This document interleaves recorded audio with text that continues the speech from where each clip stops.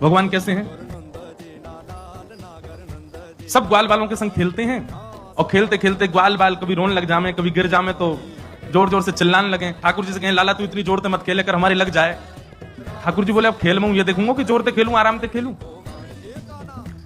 और भैया हम सबरे गोकुल में रहे, गोकुल में असंख्य गैया हैं, गैयान को दूध पी पी करके हम सबरे बढ़िया आनंद में भरेंगे, तुम सब दूध ना पियो करो।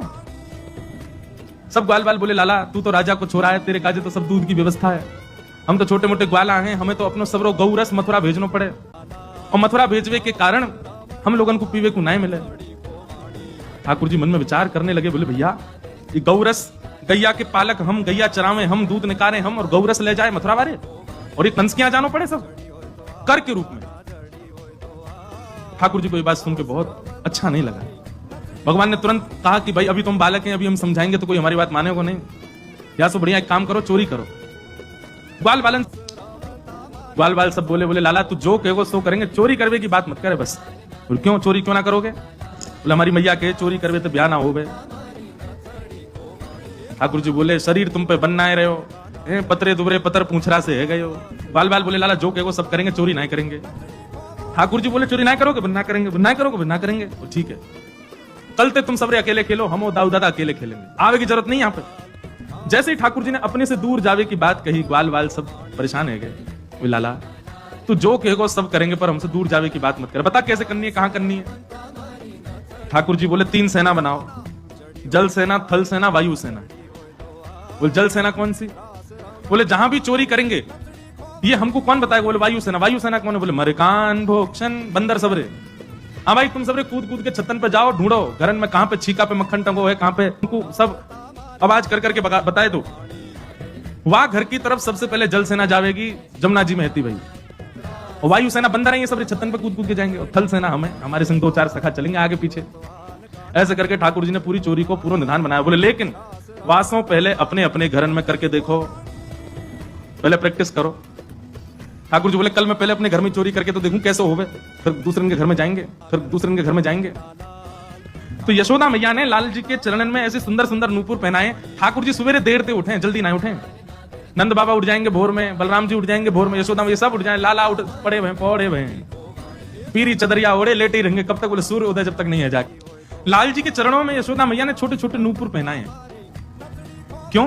क्योंकि सुबह तो मैया तो चली जाए अपने कार्यान में, अब बार बार आवे बेचारी मैया आके देखे लाला उठो कि नहीं उठो, उठो कि नहीं उठो। मैया को लगे मेरे काम में बड़ो व्यवधान हो, ऐसा कहा करूं मुझको पता चल जाया करे कब उठो। सो ठाकुर जी के पैरन में ऐसी पायल पहनाई मैया ने। जैसे ही ठाकुर जी उठे सोई नूपुर की आवाज आ जाए, मैया दौड़ के आवे के पास। आज ठाकुर जी सुबह उठे और पहले ही अपने पावन ने देखने लगे, बोले नूपुर बजे और मैया आई। सो कहा करें, तो दोनों हाथन से अपनो पाम पकड़ करके ठाकुर जी बिस्तर से उतर रहे हैं और नूपुरन को पकड़ करके ठाकुर जी ऐसे ही चल रहे हैं जैसे कोई जीव चले ना, दोनों हाथ दोनों पैरन से। ऐसे ही ठाकुर जी ने दोनों हाथन से अपने पाम पकड़ लिए और पावन के नूपुरन को दबा करके और ठाकुर जी ऐसे ही चलते हुए जा रहे हैं। धीमे धीमे चलते कहां जा रहे हैं? जहां गौरस रखा है, दूध घी दही मक्खन आदि सब भंडार रखा है, वहीं पहुंच गए ठाकुर जी। और जैसे ही पहुंच करके भगवान ने कहा वाह भैया आज चलो प्रैक्टिस करें चोरी कैसे करी जाए। पहलो पड़ाव तो पूरा हो गया, ठाकुर जी पहुंच गए और वहां पहुंच करके गौरस मटका खोल करके प्रेम से वामे से मक्खन घी आदि निकाल करके पान लगे। और जैसे ही ठाकुर जी ने पानो प्रारंभ किया, इतने में यशोदा मैया को नियम है एक देर में जाके देखें कि लाला उठो कि नहीं। यशोदा मैया दौड़ करके गई, जाके देखो लाला उठो कि नहीं। देखी तो महाराज मां तो बिस्तर पे, लाल जी है ही नहीं। घबरा गई, लाला कहां चलोगे? नूपुरन की आवाज नहीं आई मुझको। मैया जैसे ही नेक दूर गई, गौरस भंडार में एक बार झांक करके देखो तो महाराज भीतर लाल जी तो प्रेम से एक मटका में से बढ़िया मक्खन निकाल करके प्रेम से पा रहे हैं, भोग लगा रहे हैं। यशोदा मैया पीछे खड़े खड़े देख रही है। ठाकुर जी अपने प्रतिबिंब से बात कर रहे हैं भीतर ही, खम्भ में लगी मणि में ठाकुर जी अपने रूप को देख रहे हैं और माखन खाते खाते जैसे ही अपने प्रतिबिंब देखो, अपने प्रतिबिंब को देखो, अच्छा तू भी आयो चोरी करवे। जो लगी ये भी कोई ग्वाला है, चोरी आज सब चोरी कर रहे हैं अपने अपने घर में, तो जे भी आयो है। दारी के चुपचाप खाई लियो, कहीं मैया को अगर पता चल गई ना बहुत मारेगी। और सुन नेक अपनी मटकी में तो मुंह को खवाई दियो। अब ये वार्ता ठाकुर जी अपने प्रतिबिंब से कर रहे हैं। अब देखो विस्मृति की हद, कितना भूल चुके हैं ठाकुर जी की मैं परब्रह्म हूं। ऐसे ही ठाकुर जी अपने प्रतिबिंब को पहचान नहीं पा रहे हैं, अपने प्रतिबिंब से ही चर्चा कर रहे हैं। तो बोले चोरी कर ले नहीं तो मैया बहुत मारेगी, चुपचाप चलो जाइयो। इतने में पीछे मैया आ गई। मैया ने आकर के सुन ली, बोले अच्छा लाला। ठाकुर जी तो घबरा गए। हाँ मैया क्या करे, ये चोरी कर रो? ना मैया चोरी ना कर रो। भैया आई तो फिर क्या कर रहे हो? बोले चोर घुसे आओ घर में, को भगा रहा हूं मैया। देख सामने अपने प्रतिबिंब को दिखा करके कह मैया देख चोर घुसे आयो है, और देख मैया मेरे जैसो ही मोर पीछ लगा रखो है, मेरी जैसी पीताम्बरी पहन रखी है, और मेरे जैसो ही सांवरो है। मैया जी चोरी कर रहा हूं मैं, तो भगा रहा हूं, भग जा, नहीं तो तारी मैया मारेगी तो। जैसे ही मैया पीछे आके खड़ी हुई तो वहां भी मैया का प्रतिबिंब दिखने लगा। ठाकुर जी बोले मैया देख या की मैया वो आ गई।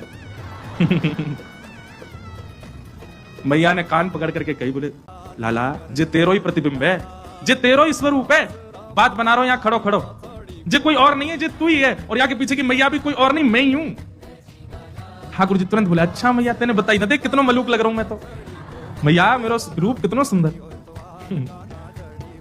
मैया बोली लाला वो सब बात छोड़, तू एक बात बता, तू कर कहा रहा हूं यहाँ पे? चोरी कर रहा हूं ना? चोरी तेरी सौगन, चोरी तो ना करूं मैं।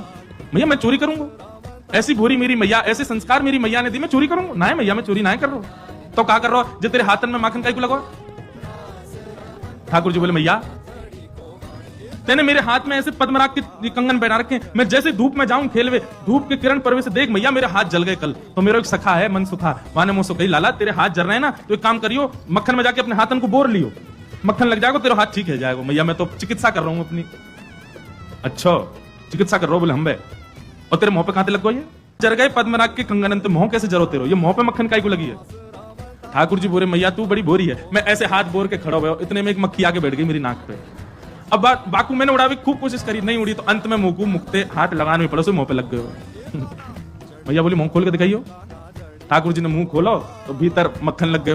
बोले अच्छा हाथ में जलन है गई, नाक पे मक्खी बैठ गई, मुंह के अंदर कहा गए हो?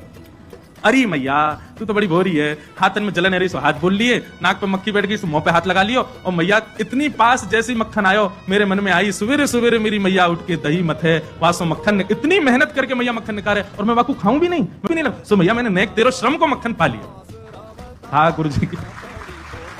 ठाकुर जी की बात सुन करके यशोदा मैया तो खूब नाराज भई। मैया बोली लाला तूने बहुत गलत काम किया, चोरी करे तू। मैया नाराज है कि रूठ के बैठ गई। ठाकुर जी बार बार जामे, जहां ठाकुर जी खड़े जाए मैया मुंह फेरे खड़ी है जाए, दूसरी तरफ करी तो दूसरी तरफ मुंह फेरे बैठ जाए। ठाकुर जी गोद में चढ़ गए और मैया से कह रहे मैया मेरी बात सुन ले। बोले कहा मैया आज से चोरी बंद, और सौगंध खा के कह रहा हूं मैया अब चोरी ना करूंगा। पर मैया वाके बदले मुंह को कुछ चाहिए। बोले कहा चाहिए? मैया आज से चोरी करना बंद, और वाके बदले मुंह को एक सुंदर सी चोरी तो मेरा ब्याह करा था। मैया बोली 2.5 बरस को भयो लाला अभी तू। अरे नहीं बड़ा होता है जब मैया तू कब करेगी, बूढ़ा हो जाऊंगा तब करेगी, अब उम्र है गई मैया मेरी, अब मेरा ब्याह करा दे। अच्छा कैसी चोरी चाहिए? ठाकुर जी कह रहे हैं मैया इतनी छोटी बहू लिया कि मैं अब गैया चरावे जाऊंगा तो जेब में धर के ले जाया करूं, बहू है, और जब जब मन करे तब वाकू निकाल के वासे बतियाले करूं। मैया बोली अच्छा तोता जैसी नाक हो मैया वाकी। देखो नेक्स्ट से लाल जी की डिमांड सुन लो, तोता जैसी पैनी नाक हो मैया वाकी, और आंख मोटी छोटी छोटी ने बड़ी बड़ी आंखन वाली चाहिए। और मैया कैसी होए? बोले जब अंगना में घूमो करे ना, और जैसे ही तोय देख ले मैया, तोय देख करके घूंघट करके डोले करे, और सब जगह ऐसी ऐसी फिरकनी सी घूमे करे। मैया बोली अच्छा ठीक है लाला तेरा ब्याह करा दूंगी। अब तो मैया ने गलती से कह दी तेरा ब्याह करा दूंगी। ठाकुर पीछे पड़ गए, बोले मैया अब ही करा, अब ही करा, आ जाइए। मैया एक बात तो समझाऊं। बोले कहा मैं जब ब्याह करवे जाऊंगा ना, बलदाऊ संग न ले जाऊं। काय को दाऊ दादा काय को ना लेके जाओ? अरे मैया मैं सांवरो और जी गोरो, कहीं बहू ने या को मुख देख लिया और बाकी मन में आ गई मैं तो गोरे ते करूंगी ब्याह, और कहीं मेरे गले में बरमाला डलते डलते दाऊ दादा के डाल दी तो मैया मैं तो बहुत रोऊंगा, परेशान होऊंगा। मैया एक बात तो समझाऊं, बलदाऊ संग न ले जाऊं।